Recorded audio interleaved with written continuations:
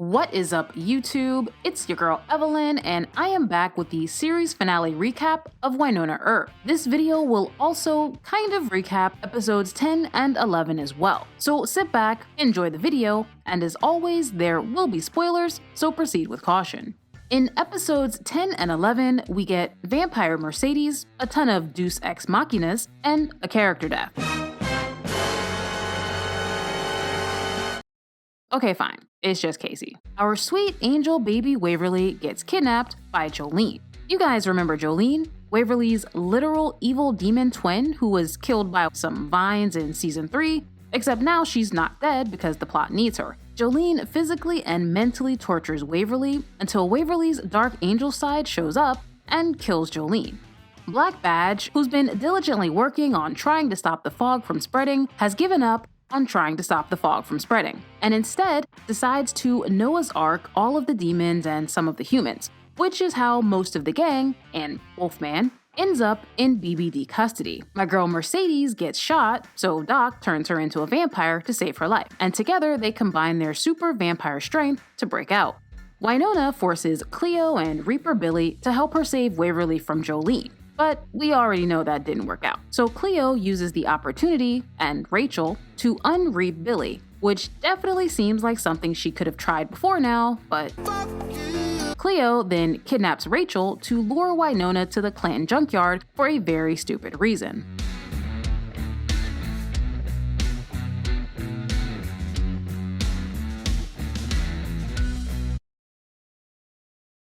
Remember when Waverly was forced to choose a book in the garden? Turns out, she chose her own book. Treat yourself. Dark Angel Waverly wants the book, for whatever reason, and she gets it, because Dark Angel Waverly gets shit done.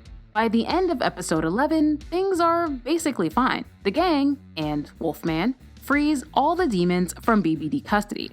Doc gets cured of his vampirism by Dark Angel Waverly, the Clanton stuff just kinda works itself out, and Nicole's love stops Dark Angel Waverly from returning to the garden. Well, that and Nicole volunteering to become guardian over the entire Ghost River Triangle for the rest of her life. And now, it's wedding time.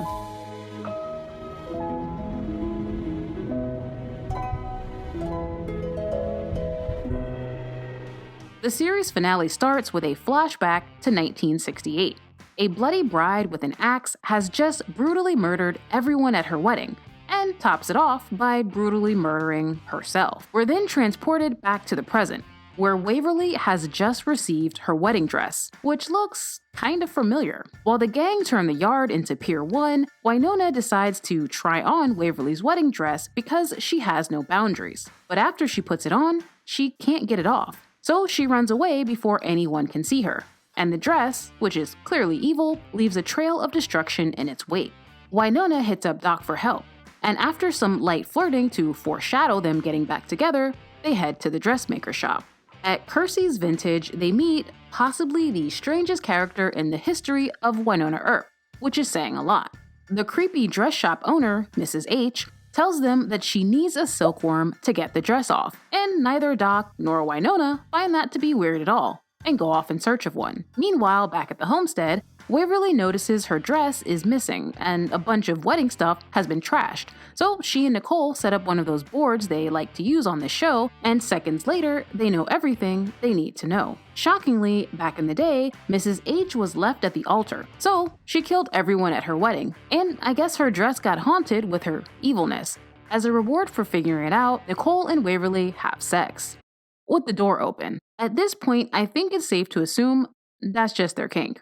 Elsewhere in Purgatory, while Doc is searching for silkworms, Wynonna finds a letter in his jacket pocket. Turns out, Doc is planning to leave Purgatory, because Purgatory is purgatory. Wynonna feels some type of way.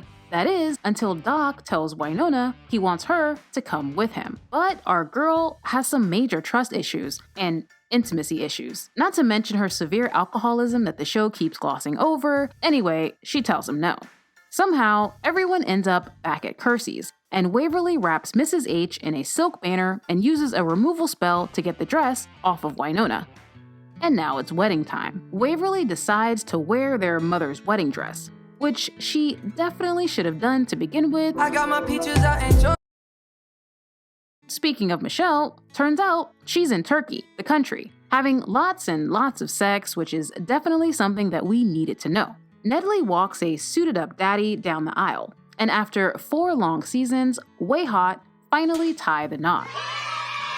After the ceremony, Doc leaves, and everyone yells at Wynonna to go after him, and she does in the most dramatic way possible, by shooting out his tires for no reason at all. She then finally admits what we've known all along.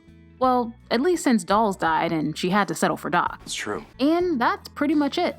Wynonna and Doc briefly mention stopping to see their baby, and the show fittingly ends with Way Hot. That's it for the recap. Hope you enjoyed the video, and I'll see you next time.